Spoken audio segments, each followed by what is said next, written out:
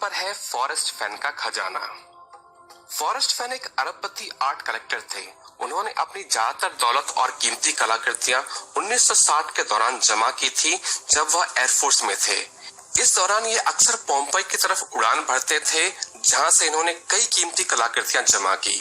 1988 में जब उन्हें मालूम हुआ कि उन्हें कैंसर की बीमारी है और उनके जीवन के कुछ ही साल बचे हैं, तो उन्होंने एक खजाने का संदूक तैयार किया, जिसमें उन्होंने अपने पास मौजूद बहुमूल्य वस्तुएं, प्राचीन सोने के सिक्के, सोने के टुकड़े और कीमती आभूषण रखे।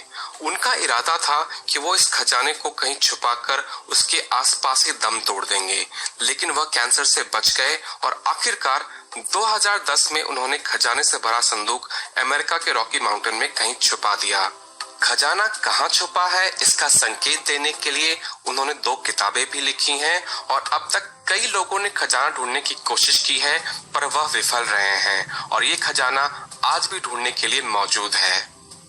नंबर 2 पर है लेक टॉपलिच, ऑस्ट्रिया।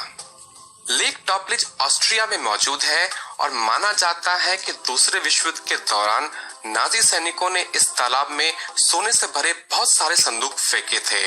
इनमें से कई संदूक बरामद भी कर लिए गए हैं, जिसमें अरबों डॉलर के विदेशी नकली नोट बरामद हुए हैं और जिसका उपयोग नाजी दुश्मन देशों की अर्थव्यवस्था बर्बाद करने के लिए करना चाहते थे। लेकिन लोगों का मानना है कि अब भी कई सोने से भरे संदूक इस तालाब के तल में मौजूद हैं, लेकिन तालाब के तल से आधी दूरी पर काफी मात्रा में मलबा मौजूद है, जिससे वहां दृश्यता काफी कम हो जाती है और यहाँ गोताखोरी करना खतरनाक और असंभव सा हो जाता है। यहाँ गोताखोरों के डूबने की संभावना बढ़ जाती है, इससे यहाँ का सारा खजाना अब तक नहीं मिल पाया है। नंबर 3 पर है लेक गुआताविता। कोलंबिया में मौजूद इस तालाब के साथ एक बहुत पुरानी लोक कथा जुड़ी हुई है। कहा जाता है मुजाका जनजाति के लोग अपने देवताओं को खुश करने के लिए इस तालाब में सोना और सोने से बनी वस्तुएं विसर्जित करते थे और कई लोगों का मानना है कि इस तालाब में सोने का शहर एल्डोराडो मौजूद है।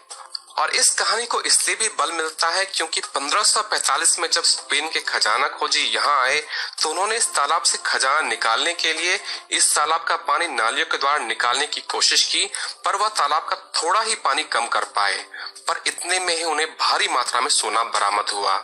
इसके बाद भी तालाब से पानी निकालकर सोना ढूंढने की कोशिश की गई, जिसमें सैकड़ों लोगों ने अपनी जान गंवाई है, पर सारी कोशिश नाकाम रही है और माना जाता है कि अब भी यहाँ सोना काफी मात्रा में मौजूद है। बोगोटा के म्यूजियम में अब भी कुछ सोने की कलाकृतियां मौजूद हैं, जो इस तालाब से निकाली गई थी। नंबर 4 पर है ट्रेजर ऑफ लीमा। 16वीं शताब्दी में स्पेन ने इनका साम्राज्य को हराकर बहुत दौलत जमा कर ली थी, जो पेरू की राजधानी लीमा में जमा थी।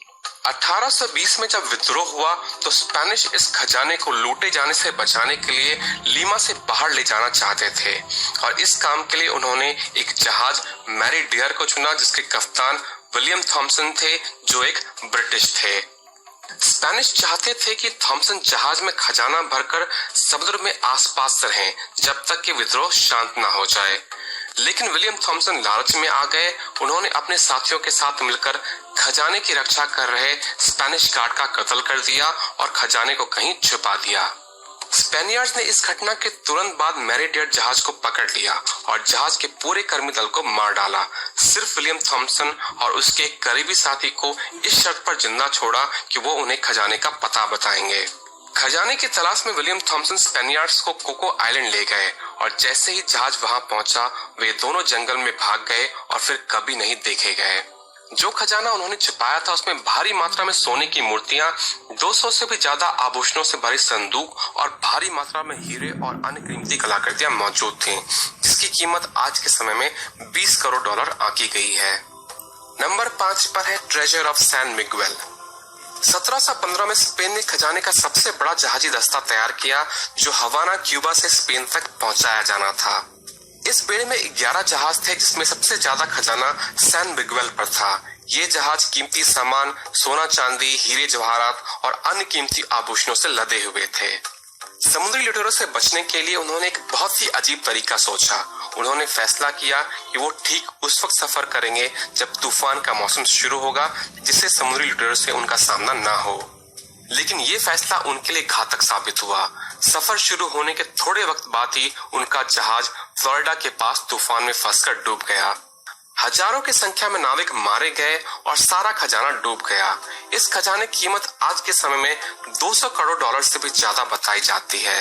अब तक 11 में से 7 जहाज ढूंढ निकाले गए हैं, पर सिर्फ थोड़ा ही खजाना मिल पाया है, जिसमें से सैन मिगुएल, जिस पर सबसे ज्यादा खजाना था, अब तक नहीं मिल पाया है। और अक्सर फ्लोरिडा के तट पर सोने के सिक्के और कीमती आभूषण इस खजाने से बहकर किनारे आ जाते हैं। नंबर 6 पर है ओक आइलैंड ट्रेजर। कनाडा के पूर्वी तट नोवा स्कॉटिया के पास एक द्वीप मौजूद है जिसे ओक आइलैंड के नाम से जाना जाता है। यह द्वीप यहाँ मौजूद संभावित खजाने के लिए मशहूर है, जिसे निकालने की कई बार कोशिश की गई है। कई लोग मानते हैं कि इतिहास में यह इलाका समुद्री लुटेरों का पनाहगाह थी, जिस वजह से लोग मानते हैं कि यहाँ उनके द्वारा छुपाया गया खजाना भी मौजूद हो सकता है।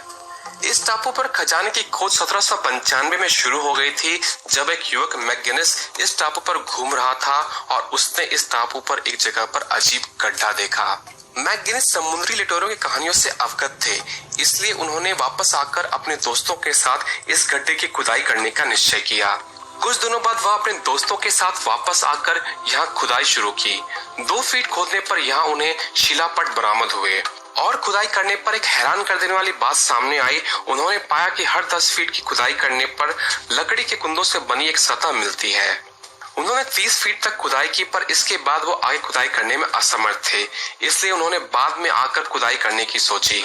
तकरीबन 8 साल बाद मैकगिनिस एक ऑन्स्लो कंपनी के साथ यहाँ वापस आए और खुदाई शुरू की, और इस बार भी खुदाई के दौरान उन्हें हर 10 फीट पर लकड़ी के कुंदों से बनी सतह मिली और साथ साथ कोयले और नारियल के रेशों से बनी सतह भी मिली। लेकिन सबसे हैरान कर देने वाली खोज थी एक शिला जो उन्हें 90 फीट की गहराई पर मिली, और इस शिला पर सांकेतिक भाषा में एक संदेश लिखा था। कई लोगों ने इस संदेश का मतलब निकालने की कोशिश की है, पर वह विफल रहे हैं। लेकिन कुछ लोगों का मानना है कि इस संदेश का अर्थ है कि इस गहराई के 40 फीट नीचे 1 मिलियन पाउंड गड़े हैं। जब इस पत्थर के नीचे मौजूद लकड़ी के कुंदों को हटाया गया तो इस गड्ढे में पानी बढ़ना शुरू हो गया। कई बार पानी निकालकर यहाँ खुदाई करने का प्रयास किया गया, पर हर 10 फीट के नीचे जाने पर लकड़ी का कुंदा हटाते ही इसमें पानी बढ़ना शुरू हो जाता है, जिस पर लोगों ने ये अनुमान लगाया है कि खजाने को छुपाने वालों ने अनचाहे लोगों को दूर रखने के लिए एक सुरंग का जाल बनाया है, जिनसे इन गड्ढों में पानी बढ़ता रहता है, और इस समस्या की वजह से ये खजाना आज तक नहीं निकल पाया है। नंबर 7 पर है गोल्डन आउल। 1993 में मैक्स वैलेंटाइन नाम के एक रहस्यमय व्यक्ति ने यह दावा किया कि उसने एक सोने का उल्लू फ्रांस के ग्रामीण इलाके में छुपाया है, और उसने ये घोषणा की कि जो भी इस सोने के उल्लू को ढूंढ निकालेगा वह उसे उल्लू के साथ साथ 1 मिलियन फ्रैंक देगा। उसने इस खजाने की जगह को ढूंढने के लिए 11 संकेत दिए हैं, और तब से अब तक कई लोगों ने इसे ढूंढने की कोशिश की है, पर अभी तक यह सोने का उल्लू किसी को नहीं मिला है। मैक्स वैलेंटाइन की मृत्यु 2007 में हो गई। अपनी मृत्यु से पहले 1997 में दिए गए इंटरव्यू में उन्होंने बताया था कि वह सोने का उल्लू आज भी वहीं छुपा है, और एक खोजकर्ता उसे ढूंढने के काफी करीब पहुंच गया था, क्योंकि जब आखिरी बार उन्होंने उस जगह को देखा तो उन्होंने पाया कि किसी ने उसके बगल में खुदाई की है।